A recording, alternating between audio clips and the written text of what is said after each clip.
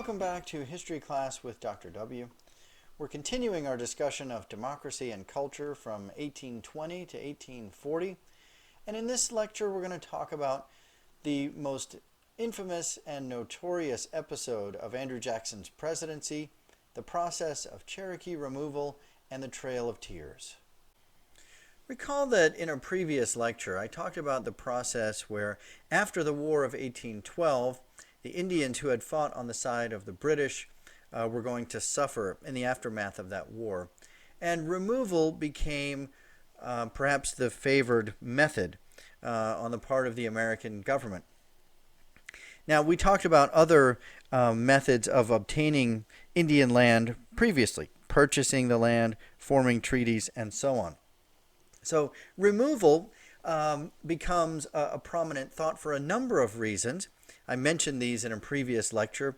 Racism is a part of it, the view that Indians aren't using the land effectively and thus shouldn't have the right to keep it. Society won't progress and advance if Indians occupy the land instead of whites. With the extension of cotton in the South and the prominence of that crop, we are looking for more land to grow cotton. And even something as coincidental as the discovery of gold on Indian land will play a role, and we'll talk about that momentarily.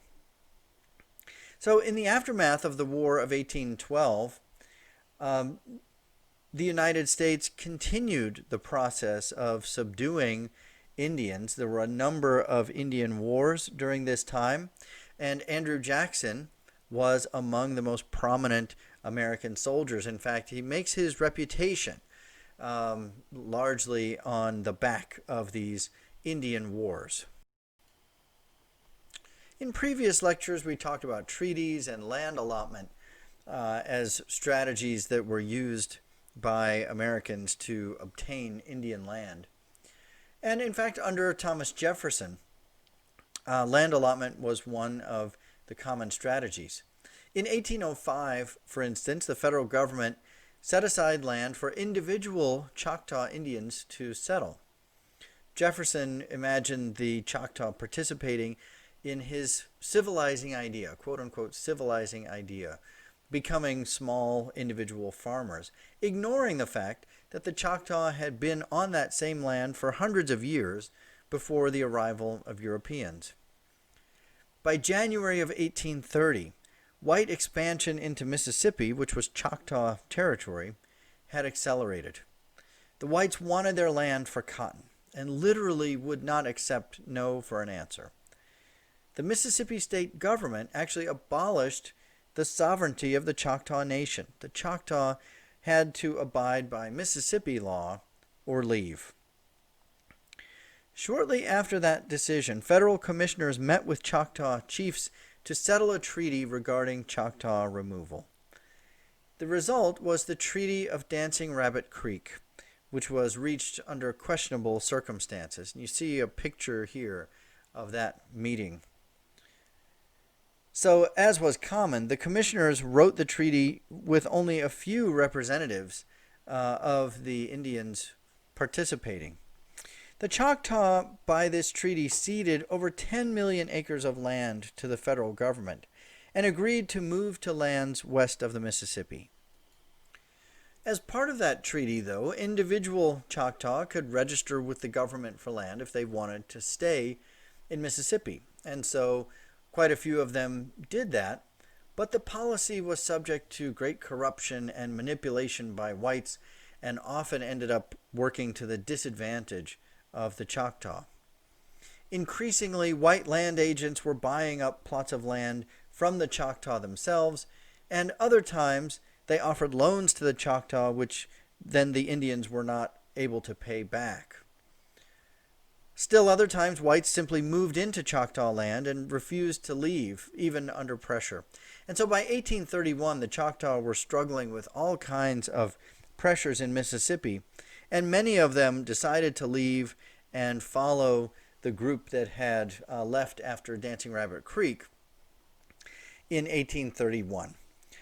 As was often the case with these the process of removal. It was a tragic tale.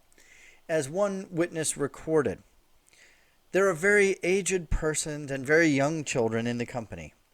Many had nothing to shelter them from the storm by day or night. The weather was excessively cold, and yet not 1 in 10 of the women had even a moccasin on their feet, and the great majority of them were walking.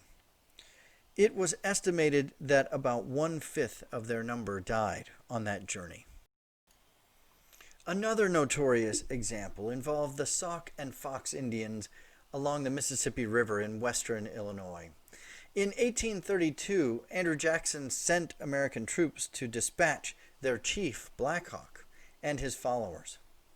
Black Hawk refused to leave at first, saying, "I refuse to quit my village.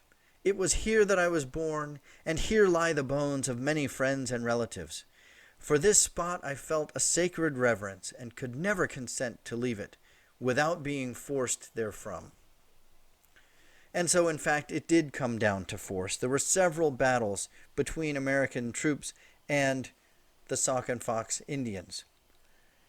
Eventually, Black Hawk surrendered, but the American troops refused his surrender and instead tracked down his followers and, in what is known as the Bad Axe Massacre, slaughtered 850 out of the 1,000 or so Indians who remained. The few that survived straggled to lands west of the Mississippi. The most notorious episode of removal, though, involves the Cherokee, whose land was primarily in what is today northern Georgia. Why did that land become so desirable to white men? Well, first of all, of course, it was good farmland. The population was growing, and land was less scarce in the east. In 1829, there was actually gold discovered in Cherokee lands in northern Georgia. I've already talked about the prominence of racism as a factor. Whites were also interested in building a railroad. They desired access to the Tennessee River, and a number of other reasons. And so white men desirous of that land, particularly after the discovery of gold, began streaming into Cherokee territory. Now, part of what makes the Cherokee story so tragic in particular is because they were known as one of the quote-unquote 5 civilized tribes. They had made considerable efforts to adapt to the ways of the white men and quote-unquote civilize, including they had adapted to farming rather than hunting. By this time, they had established a Supreme Court in modeling themselves after the American government. There were many Christians in their number. They were reading and writing in English, many of them. They printed a newspaper called the Phoenix. Some of them even owned slaves at that time. And so in many different ways, they had adapted to the ways of the white men, done essentially what was asked of them prior to this vicious process of removal. As one Cherokee described it, "You asked us to throw off the hunter and the warrior state. We did so. You asked us to form a republican government. We did so, adopting your own as a model. You asked us to cultivate the earth and learn the mechanic arts. We did so. You asked us to learn to read. We did so. You asked us to cast away our idols and worship your God. We did so." Despite all of these efforts, the fact of the matter was that the white men wanted Cherokee land, and they were going to get it. In 1827, the Georgia legislature passed a law that Cherokee title to the land was only temporary, and in fact extended Georgia law over Indian lands effective June 1st, 1830. In 1828, of course, Andrew Jackson was elected president, and this man who was best known as fighting the Indian Wars was now president. So certainly the Cherokee knew that was going to be a hurdle for them. And as I mentioned, in 1829, gold was discovered in part of the Cherokee territory, and white men and their families began streaming into Cherokee lands. It seemed it was only a matter of time before a conflict erupted. On January 4th, 1830, a band of some 30 Cherokees, led by an Indian named Major Ridge, attacked a number of these homes along the Georgia-Alabama border, chasing off the families who had taken them over. Then they burned down the houses, which had once been their own anyway. While they didn't kill or harm any of the families, the governor of Georgia protested that all of the houses was covered by snow and sleet. A number of women with infant children were thus deprived of shelter from the severity of the coldest and most inclement weather. In the aftermath, a number of the Indians who had been involved in the raid found a keg of whiskey in one of the homes and drank themselves into a stupor. The next day they were discovered by a band of white men, who beat the Indians, tied them up, and arrested them. One of the Indians died on the way to jail, and his body was thrown by the side of the road. The rest of the Indians escaped from jail except one, who remained in captivity for months. So what came out of this incident? Well, nothing good for the Cherokee. A white population already eager for the land now had one more excuse to persecute the Indians. The tension on both sides was reaching a peak as armed bands of whites and Indians threatened to begin a war at any time. Cherokee leaders knew that a war with the whites would not end well for them, so they trusted their fates to the courts. So what was the ruling of the courts? In 1832, the Supreme Court announced a decision in Worcester versus Georgia, which ruled that the state of Georgia had no right to pass laws against the Cherokees, since the Cherokees were an independent nation. So all of the other laws of the state of Georgia were nullified. Of course, the Cherokee were elated, but as the story goes, Andrew Jackson from the White House said, "The Chief Justice has made his decision.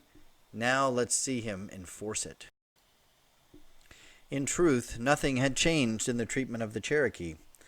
John Ridge, one of the leaders of the Cherokee, went to Andrew Jackson to plead the case of his people. Jackson told him that his best option was to go home and advise his people that their only hope of relief was in abandoning their country and removing to the west. Cherokee leadership was divided on how to proceed between two leaders named John Ross and John Ridge. A number of times, John Ridge signed a treaty on behalf of the Cherokee that Ross and his followers refused to comply. Most significant was the Treaty of New Echota in May of 1836. This was the treaty for removal. John Ridge and many of his followers abided by the treaty and left as early as 1837, taking their belongings and establishing a life for themselves in the lands designated for them in Oklahoma. But John Ross and other Cherokee remained on their traditional lands, and in May of 1838, General Winfield Scott was sent into Cherokee territory to remove the remaining Cherokee. This process is known as the Trail of Tears, and it is a terrible process. Some 7,000 soldiers rounded up the Cherokee, forcing them to leave their homes. They were treated like cattle, whipped or beaten as they marched. Children in some cases were separated from their parents. One observer wrote, "In many cases, on turning for one last look as they crossed the bridge, the captives saw their homes in flames, fired by the lawless rabble that followed on the heels of the soldiers to loot and pillage. They lost their homes and their possessions." Some of them were able to leave by boat early in the season, but others who waited found the waterways impassable and were forced to march on foot in horrible heat and drought while being kept in prison camps by the soldiers. The Indians were marched from between 90 and 139 days, the last arriving in Oklahoma in March of 1839. All told, some 4,000 out of 20,000 Cherokees died on the Trail of Tears.